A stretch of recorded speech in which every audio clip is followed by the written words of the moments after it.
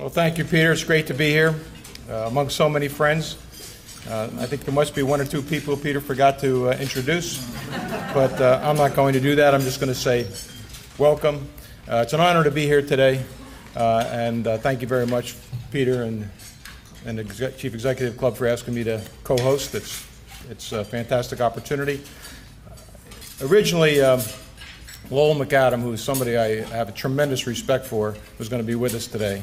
And Lowell, if those of you that know Lowell, he's a tremendous CEO. He's got a great leader, and he's even a better person. And but due to unforeseen circumstances, unavoidable circumstances, I assure you, Lowell can't be with us today. But I'm equally as excited to announce our next speaker, who will stand in for Lowell. And before I get to that, though, since Verizon is hosting this, I want you to know that when you advance your iPad, just go like this. But at any rate, it's my pleasure to introduce John Stratton. And John is the CEO of their new enterprise solutions business. John cut his stripes building with Lowell the Verizon's wireless business, which has approaching 100 million users. 100 million users. Pretty phenomenal, and just great success. He's a terrific guy. Verizon has just had, Long John and Lowell have led Verizon to 3 consecutive quarters of double-digit growth. They have built the biggest network of fiber to the home. They have the most successful wireless network. They're a backbone of the internet, and they have a tremendous commitment to innovation in the industry. And you also have a tremendous commitment to this area, the New England area. And have given a lot of themselves. They have 9,500 employees in Massachusetts, and they've given a lot to this area, and Donna does a great job representing them here. And it's a pleasure to work with them. Now, they had 3 consecutive, John, you've had 3 consecutive quarters of double-digit growth, and I want you to know I'm contributing. And I wanted to show the world proudly, this is my Verizon iPad. Just to show you I'm a little older, this is my Verizon BlackBerry, which I refuse to give up. Just to show you I'm hip, this is my Verizon iPad 5. I'm not making this up, these really are mine. And this is my Verizon MiFi. So I'm contributing it. But hold on. My favorite device, I will never, ever in my life give this up. My Verizon trusty flip phone. And those of you that have my number, this is what you're calling me on. And Bill Green's with me, all right. So at any rate, I just want you to know I'm doing my part. But anyway, without further ado, a tremendous individual. I'm sure you'll love his style. A great leader, a great CEO, John Stratton. John?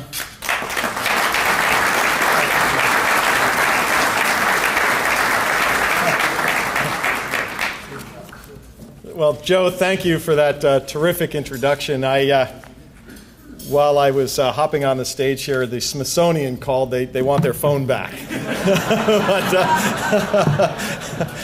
it is absolutely an honor and a delight to be here, and I thank you for taking the time to listen here. I'll spend just a few minutes covering some prepared remarks, and then if you have questions, certainly would be happy to take them. I am. As you see me looking down, tapping a passcode into my iPad so I can see the remarks. As Joe mentioned, Lowell sends his regrets and his regards. It was a very last-minute issue that came up that caused him not to be able to make it, but certainly he, again, extends his wishes, his well wishes to you all. And that makes me the guy that they called in from the bullpen, right? So I will do my best to convey the message. I have good subject matter to work with here. It's an exciting story at Verizon. It's been an incredible journey. I've had the privilege of working with Verizon at Verizon and its predecessor companies for just about 19 years, and it has been an extraordinary ride, literally every day, every step of the way along the ride. So I'm also very pleased to have a chance to see Sandy Moose, one of our longtime board members at Verizon. Sandy has been an incredibly supportive member of our board, and she has helped us to grow the business and provided me personally wonderful counsel over the years as we've worked to develop our business. So thank you for that, Sandy, and it's good to see you. You know, this is a terrific town. And as Joe said, and has been noted, I'm sure, many times in the past here, it is such a hotbed of innovation. We are very much invested in Boston. We've done some things here that are somewhat extraordinary for us and some major firsts along the way.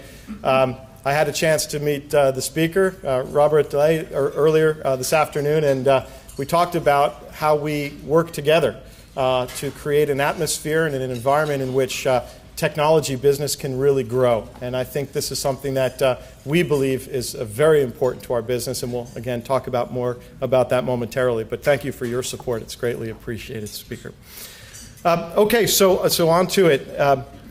You know, as we look at the incredible pace of technology, the incredible pace of innovation here in the New England area, and principally here in Boston, we see signs of it all around.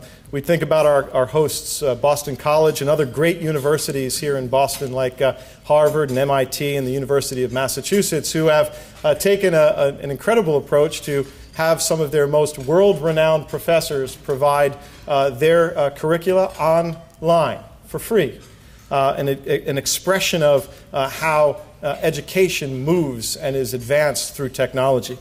Medical centers like Brigham and Women's are using genomics and robotics to re-engineer the course of medical treatment. Financial services firms like Fidelity using broadband and mobile technologies to literally usher in the bank of the future.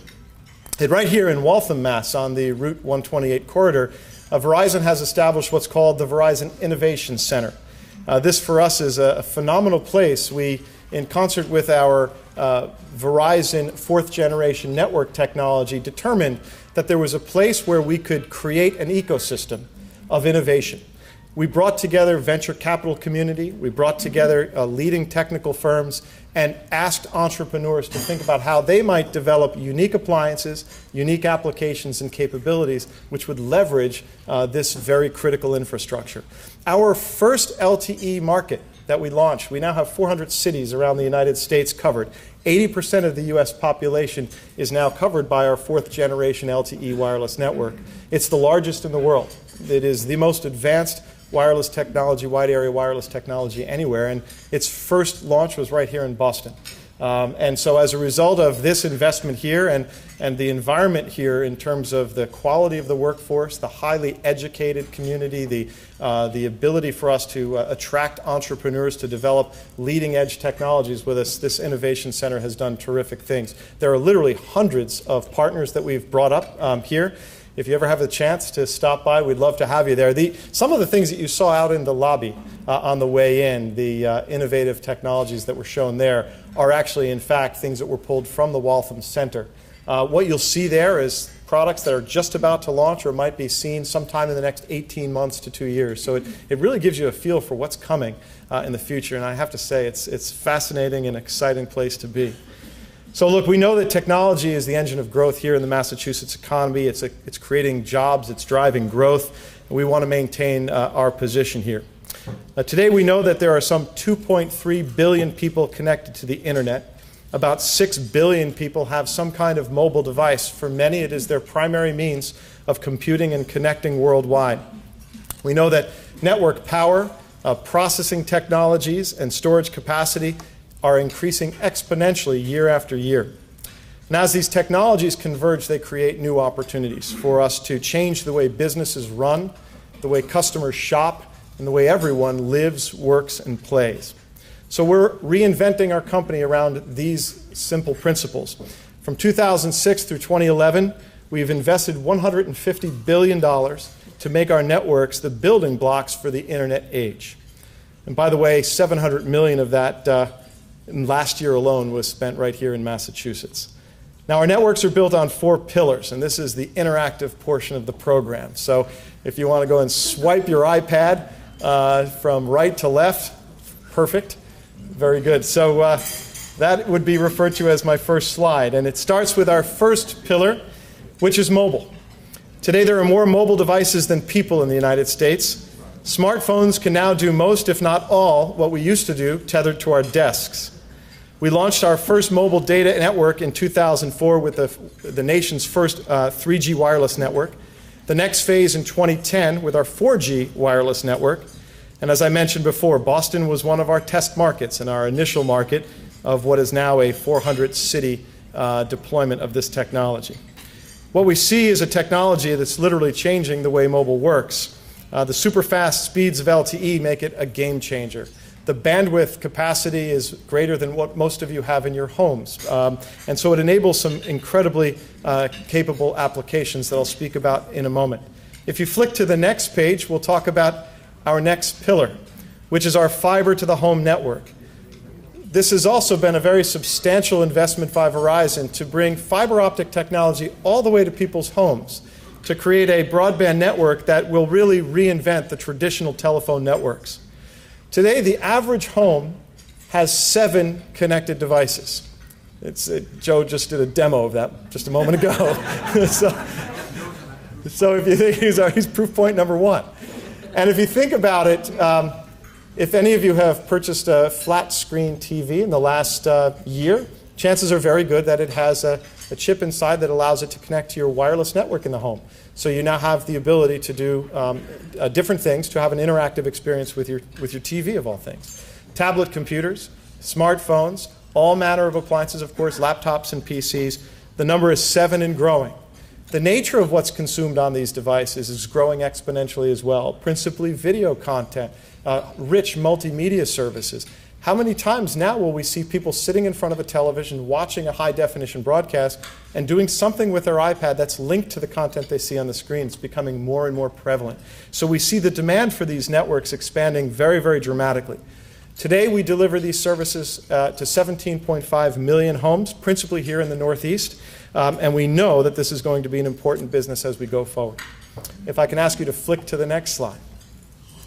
This is our third building block, and it refers to our global IP backbone network. As Joe mentioned, we formed a new business unit called Verizon Enterprise Solutions January 1st of this year.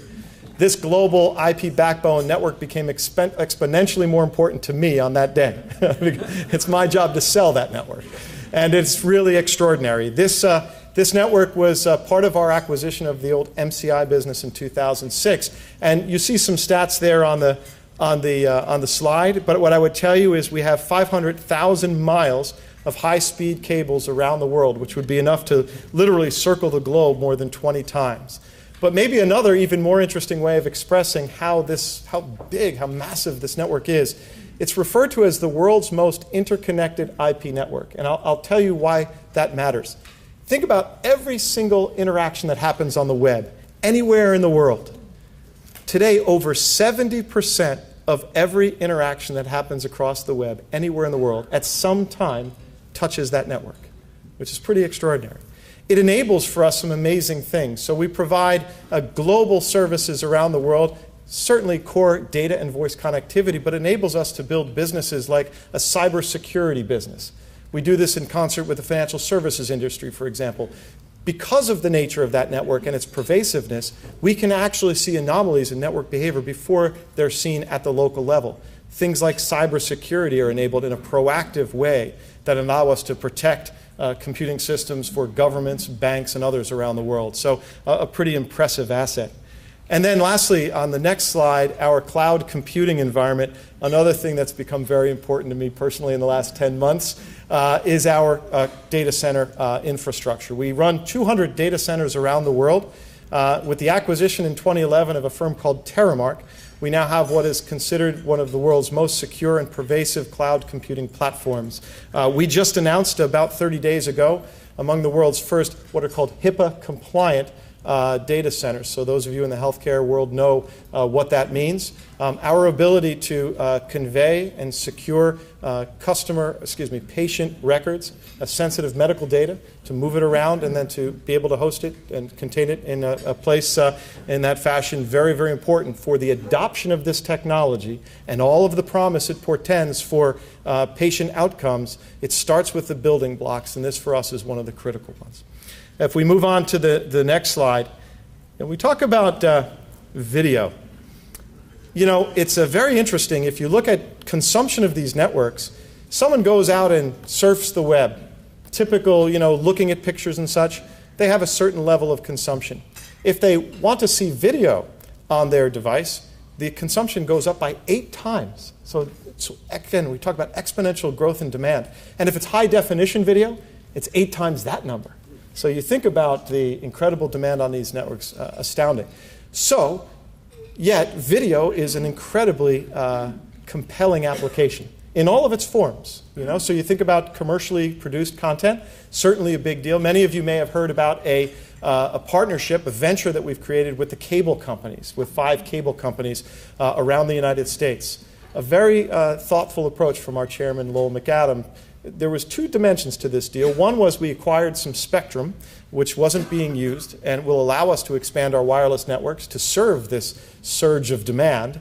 But then the other side was a bit of innovation. And how might we bring our businesses together to enable the delivery of commercial content anytime, any screen, any place, anywhere? That's the idea. Now, before we had 4th generation high bandwidth wireless networks, while you might want to do this, it was very difficult, if not impossible, to support technically. Imagine the demand on the older generation networks and the difficulty you would have in actually holding up, what we call holding up a session and enabling that to happen. It really wasn't technically feasible. But now we have a situation where it's technically and commercially feasible, and you're going to see some extraordinary things coming your way in that regard. So if any of you subscribe to the Wall Street Journal, and maybe you have an iPad, for me, when I say to my kids I'm reading the paper and it's a piece of glass, they don't understand what I mean. But the idea that just this past week I was traveling and I knew I was going to be away from a TV and I wanted to see the 3rd debate. So I went to the Wall Street Journal app and I saw live broadcast of the debate right on my iPad. It was extraordinary, all supported over this 4th generation network. But it's not just commercial content. You think about other ways that people communicate and stay in touch with one another.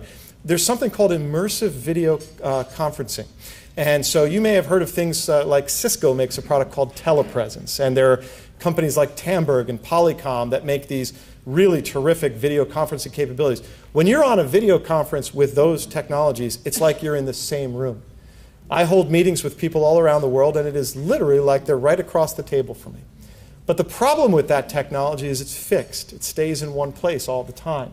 And this has been a challenge. If I want to have a telepresence conversation with a colleague maybe in another company, maybe I want to have a call with Joe over telepresence, there's no real good way for me to do that. These are what are called closed networks. And so I can speak to Verizon people, but a challenge would be going across the lines and speaking to others. Well, we've just created a service this year which is unbelievable, which is an innovation around enabling any of these proprietary closed communications networks to be able to use across this bridging technology we've created called open video. But what's more important is it's not at the desk. It's not in these special rooms. It's right from your iPad. So imagine that, the ability now for any of your people to utilize that service, extraordinary. So why do I tell you this? Just because it describes what's coming. It's funny, I was talking to the folks who wrote the remarks for Lowell, and was describing that, yes, someday you'll be able to do this thing that I just described, and we've actually been doing it now for 60 days. So if you're a copywriter for Verizon, man, you gotta be on your toes, staying up with this stuff. Maybe if I could ask you to slip to the next slide, you may have heard of this thing called machine-to-machine. It's probably one of the least descriptive descriptors that's ever been invented in our business. No one really knows what it means, but some folks refer to it as the Internet of Things. The idea that all of these physical objects that are out there that potentially can gain value by being connected to one another and to the Internet, what might that mean? So we think of this as an extraordinary opportunity to revolutionize so many industries, healthcare, utilities, smart energy management, transportation, on and on and on.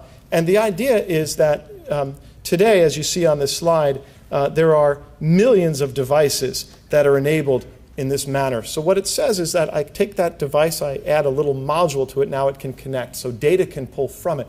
So we use these things today with our industry partners to do things like monitoring pressure in propane tanks that are in an energy environment, doing smart distribution of energy with smart meters in what are called sort of smart cities applications. We do positive train control, a regulatory requirement that says that if you operate long lines railroads, you have to be able to stop the vehicle if the driver or the operator is incapacitated. Just an incredible array of capabilities that we think are virtually endless. And what we see here is a business that today is about 108 million devices. By the end of this decade, the estimate is wirelessly enabled machine-to-machine, 7 billion devices will be in play. So extraordinary. And the end of this decade, it's going to be here before you know it. So I've got to cut my remarks short, get back to work here. If you flick to the next slide, for us, a very, very important mission. And this is about healthcare. One of Lowell's signature initiatives is to find how we might take these extraordinary technologies and put them to use to solve some of society's most pressing concerns. And certainly there's no greater concern that we've seen than the dilemma of providing high-quality healthcare in an affordable way.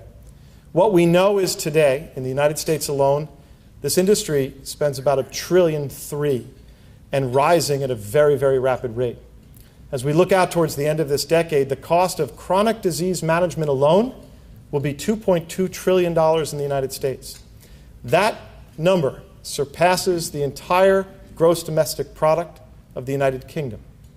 That number is larger than the entire economy of France. It is clearly unsustainable.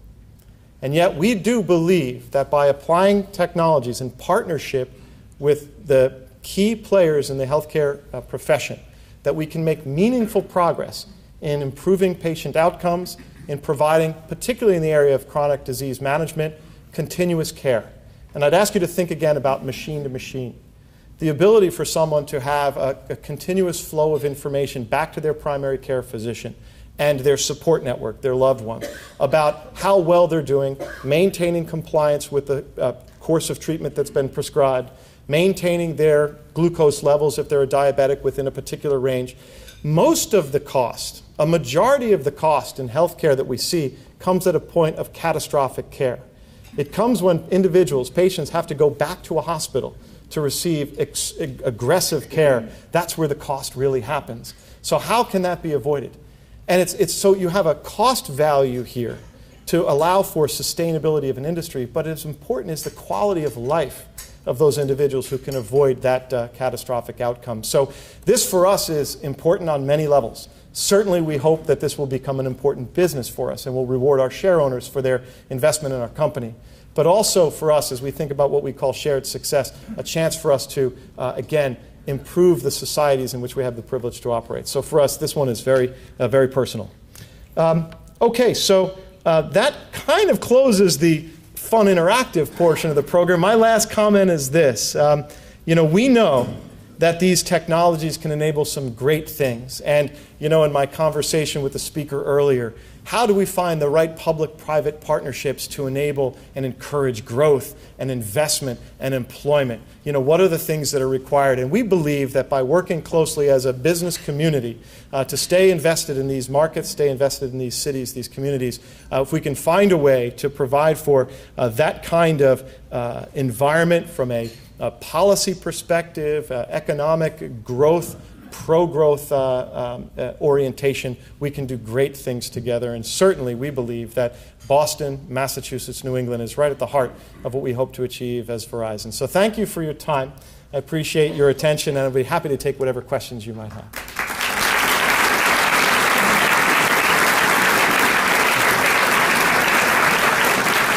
All right. If the question is, can I keep the iPad, I must say the answer has to be no. Yes, sir. Just a question. I just came back from Africa for a few weeks. You have a cousin or so, Safari.com there. And, what's important in this town is innovation and technology, but also financial services. And so if you stand back and look at it, interesting, in Kenya, Tanzania, Mozambique, these places that we tend to think are incredibly backward, wireless technology has changed people's lives, and particularly in financial services in terms of money movement No doubt. and banking. So I think maybe that's the next frontier. Could you just speak to the ability to enable that in the developed markets, where a lot of the developing markets seem, because they had a clean sheet of paper, Right. no legacy, they've just left ahead, and I think it's profound in terms of productivity improvement and how we do things. Yes, thank you for your question. So I hope all of you heard the question. It was regarding the incredible advances that are happening in markets like in Africa, where you see the adoption of technology, particularly wireless technologies, is happening at a rapid pace. This is a great opportunity. We actually announced this week the launch of first two cities in Salt Lake City and Austin, Texas, a new venture that we've partnered on, oddly enough, with AT&T and T-Mobile in the area of mobile commerce. And specifically the ability, it's probably a lot of the things that you've seen, to do what's called near-field communications. The ability with your mobile device to basically do away with your wallet, your credit cards, your bank cards, your loyalty cards, and all of it. There is a secure, encrypted piece of technology inside the device that, in a very safe way, allows you to then conduct commerce. Very, very interesting. Now, you've got to move an industry. We've been at this for, what, Sandy? Yes, about 2 years now, in getting the retail community, the consumer products companies, the banks, the processors, all of it. You wouldn't be surprised, but it's a fairly, sort of robust ecosystem moving along. But we do believe we're onto something here. There is two sides to this. One is three, I guess. One is technical capability. Can you develop technologies that will work? And the answer is absolutely yes. The second is there a meaningful and solid commercial model? In other words, can you create a model where all parties would come together and say, yes, I want to take that step forward? Not in a case of winners and losers necessarily, but you try to align an industry so you can move. The third, which might be the toughest in some cases, is human behavior. And how do you habituate change in that regard? Now, when I say you can get rid of your wallet and your credit cards and your bank card, and it's all going to be in your phone, I'm guessing your first reaction is, wow, that sounds scary. And I don't know that that sounds very secure. I'm much more comfortable with my wallet or my purse than I am with all that important stuff being on my phone. But I would ask you a question. If you left your wallet somewhere or your purse, how long would it be before you realized it wasn't with you? It's measured in many hours, so we've kind of done some work on this. And if you left your phone somewhere, how long would it be? It's not hours. If you leave your wallet or your phone somewhere, what do you have to do in order to fix the problem of, my gosh, my credit cards are gone? You've got to go out and call all those banks and everything else. If you do it here in an hour and you come back to us, we just shut it off. And there's no damage done. So we had the opportunity to have this conversation. We've got to make that point. But it is extraordinary. I think generally speaking, what you'll see here in the United States and the rest of the developed world and the undeveloped world is a very, very rapid adoption of these technologies across many, many dimensions. We talk about healthcare, management of healthcare, very important, education, another critically important area. I'd ask you to think about the way people learn. Think about 18th century right here in Boston. What did a classroom look like? Fast forward to the 21st century, what does a classroom look like? The fashions have changed. They're better heated. But other than that, the methods are the same. It's textbooks. It's a fixed curriculum. How can we introduce interactive learning?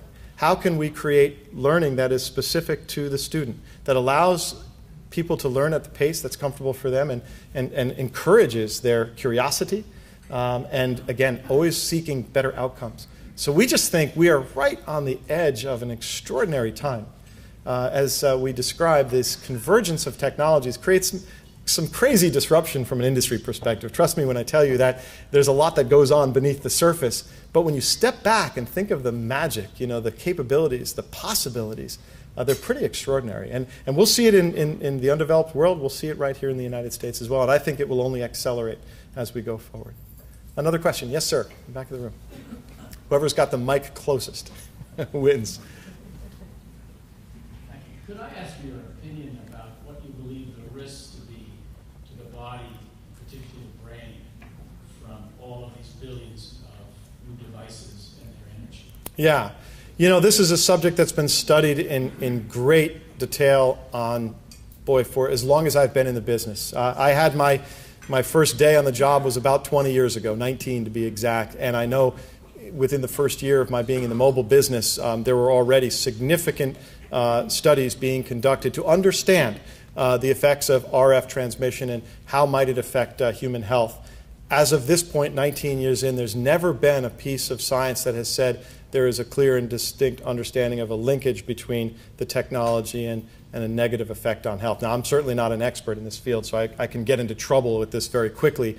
But of course, we are very much as an industry connected to all of that research. The research in some cases is sponsored by us, oftentimes by private entities, by governments and the like, but to date there has been no linkage established. Thank you for your question. Yes, sir, here in the purple tie. Can you talk a little bit more about this issue of cybersecurity, and from the perspective of how you thought about it, and secondly, if it doesn't work, how is it going to affect your ability to grow going forward? Yeah, there are many definitions around cybersecurity. We are incredibly active in this space. We refer to this set of services identity and access management.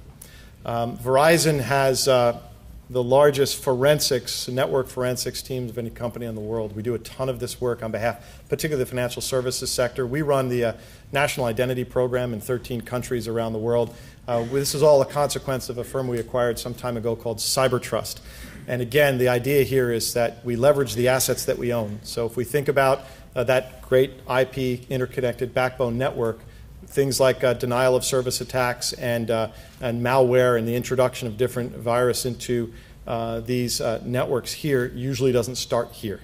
But we see those, almost think of those as storm clouds, you see those beginning to form, and then how can you proactively take actions to protect firms. So we do business, 11 of the top 20 Verizon Enterprise Solutions customers around the world are financial services firms. We do a terrific amount of business on this very area, distributed denial of service attacks. You've been reading about these things recently, and I won't get into what would be considered sensitive information regarding the sources and the like, but our job when we take on this responsibility for our clients is to protect their infrastructure and their critical customer data, their critical company data as well. But you're onto an important point here, which is at what point does this tip in such a way that people lose confidence in these services, and so as a result would perhaps not adopt the services in the manner that they might otherwise do. This is clearly a major focus area in our business. I would tell you, particularly in the area of healthcare, we have Verizon has a health care advisory council which meets several times a year. It's as it happens, we're in Boston today with this group, and so we have members of the payer, provider, and pharmacological groups all together, some leaders in that area, also on the government side, to begin to understand how do we work in that one industry to enable adoption of these tools almost as consumer tools. Think about like if you have an iPhone or maybe another smartphone and the applications, these apps that you can pull through. You know, increasingly you see health-related apps. They might be for monitoring your exercise or your diet at a certain point, but they become increasingly more sophisticated, and as we enable machine-to-machine technologies in the primary course of care for these physicians. So securing the data from the point of entry to the point of exit is very important. We talk about it in three ways. We know who is sending the information, confirm the identity of that individual. We know who is receiving the information, and we validate that the patient about whom those records are being described is a proper match, meaning that it is you and your record that we're talking to. We have a fairly unique capability in that regard, that we have an ability to encrypt and secure that communication from the port of origination all the way into this, what I described, a HIPAA-compliant cloud. Much more detail than you were looking for. But you get me rolling, and there's no telling where we go. But I would tell you that this ability to flip that and keep us on the right track here, very important to adoption, and I would tell you that there's a lot of energy being expended in this area. So we'll work to stay on top of it. Time maybe for one more question over here on this side of the room. Unless you have an application. Right. It's kind of virtual. Students today see themselves as products of the communication age.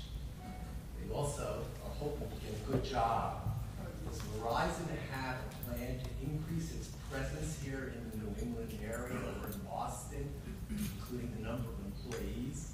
Yeah, well, this is a great place for Verizon. What do we look for when we go to hire? Of course, you look for a strong economy. You know, a place, we have a big retail business. Verizon operates 2,000 stores around the United States, dozens of them right here in the greater Boston area. And we look to continue to expand that presence. We have a very substantial business sales organization here. We have a significant network presence here as well. Much of the LTE wireless innovation that I spoke of earlier was actually developed right here in Boston. When we first did our initial launch of the first markets, 2 markets, Boston and another in the US, we did a webcast right here from Boston to kind of celebrate the amazing contributions this city has made to our business. So I'm not answering your question directly, but I will now. We look for an educated workforce. We look for a growing and vibrant economy. These are the things that are necessary to drive job growth. We feel very good about this part of the world. We continue to hire here. We opened our innovation center right down the road in Waltham, Massachusetts. We hire and have staffed with dozens of engineers.